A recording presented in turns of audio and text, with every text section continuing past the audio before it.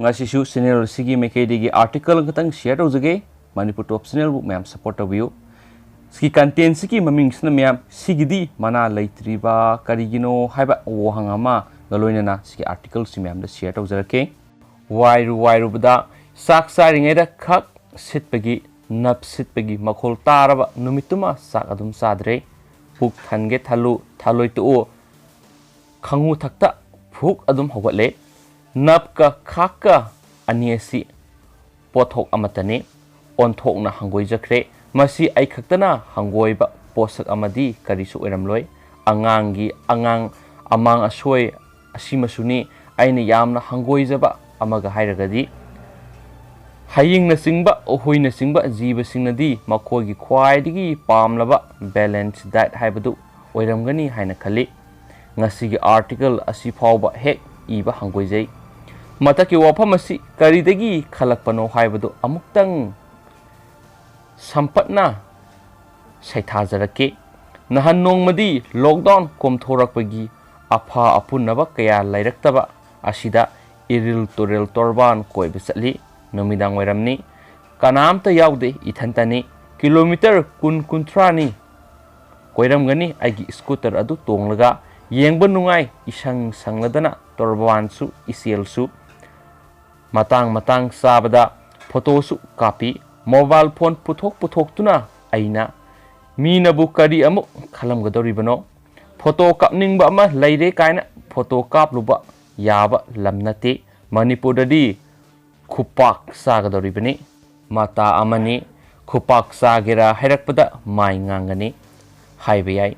wakhalasi maphangi hanagida amuk laksage iril turel expedition adu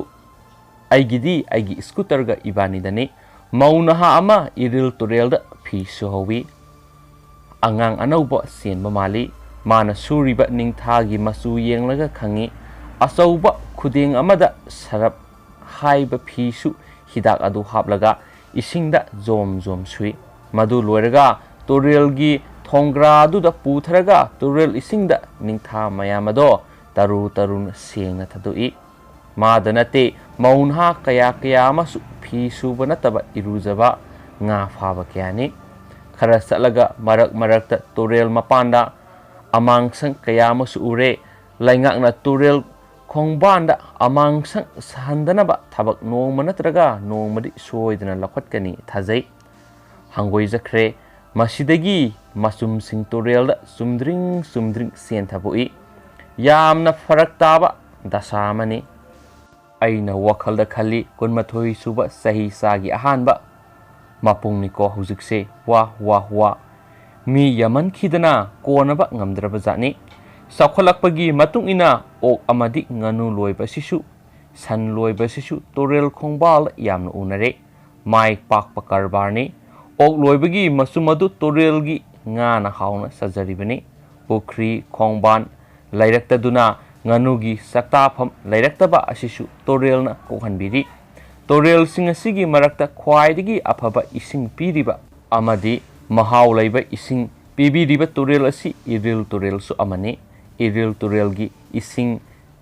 tenki nongan badagi numit taba phawba leptana khawang honari ok loibagi san loibagi nganu loibagi masumadu yaujarabasu ising adu process taraga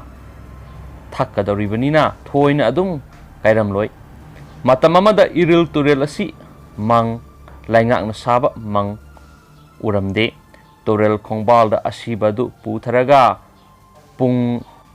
zone khara khinglaga sing khara laururaga hekta oloi thoklaga lemhauba hakchangi saruk adu turel khongnungda adum phumjinbagi mawong urami kanagumana turban mathakta phumbusu yawi aduga kanagumana turel khongnung maktada taunai aidi masi kaya hainajade magi wakhal haibuduni aidi masi tawhaide hainingi ipa ipuna toramba thabak oirabasu natai saroidauba hangoigadauba oirabadi thadokpa phai haujikti sakholakpagi matungina mangsanaba phan kaya kaithokpiraktuna iril turel torbanda mang fanayam saba ure Mangi putloibigi ut makum makai mayam ama ising isaw amuk lakpada adumak samthok sakhiba potni hangoidradi kaisupudi kaidaba jani saringai thaklingai nafkhak silakpa taba ngamdana mising amadi angangi amang asoi hainajadaba miyoising mafamdadi turelgi ising asi hangoidaningai mariramoi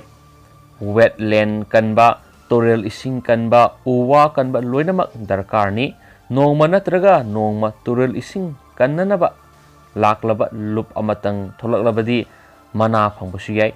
mana pibasu yai sigi mana leitriba karigino haiba ngasigi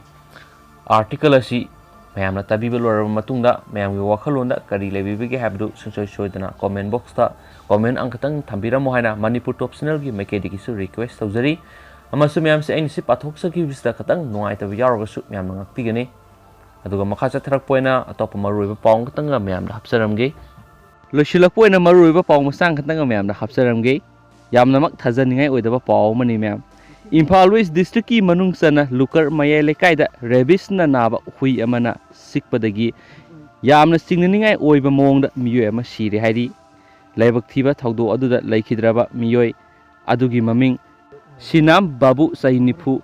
lukar mayai lekai dagi ni hairi Sinam Babu asi rabies na naba hui amana numit nipu ni gi mamangda salam khulda sikpani hairi loinana hui adu matam khara lairamlaba matungda sikre hairi rabies na naramba hui aduna siglamba hui khara su sikre hairi Sinam Babu asi masagi phibam phasilaktabadagi haukiba thangja numita sija hospital pukhatuna laikatna ki hairi loinana matung tarakpo oina numaijing numita amuk rims ta refer tarokhi hairi laikatnaba ngamdana ningthoka ba numita laikhitabane hairi henusu Hazaningai oiba pausina makha tana phongdurakli aduga mayam ngasi goina ti pausi matang asai lusinjarage aduga anaubu i pau leragadi sungsoi soidana mayam hore nungdaram pho sifong singfong ba taragadi anaubu i pausing khungga charakanda mayam da share tawjarake aduga mayam nasu video si yingbiba loraba matungda kari wakhalo leibibigi habdu sungsoi soidana comment box ta comment thambiramu haina Manipur top channel gi mekedi request tawjari amasum sungsoi soidana mayam next week tigi horaga thabak ki i pau gi oiba channel sigi mekeri gi video among katang weekly oina hapke na khanjai sigi matang sida mayamna kari mo thambining bi habdu soi thambiramo amasum karam i pau gi central amasum state ki oiba sing hapke na update tawji khanjari mayamna thabak ki oiba pau thagachagi khanjari bisida karamba numitana hena khudong chagadagi habdu mayam gi mochu thambiramo amasum karam main oiba thabak ki pau update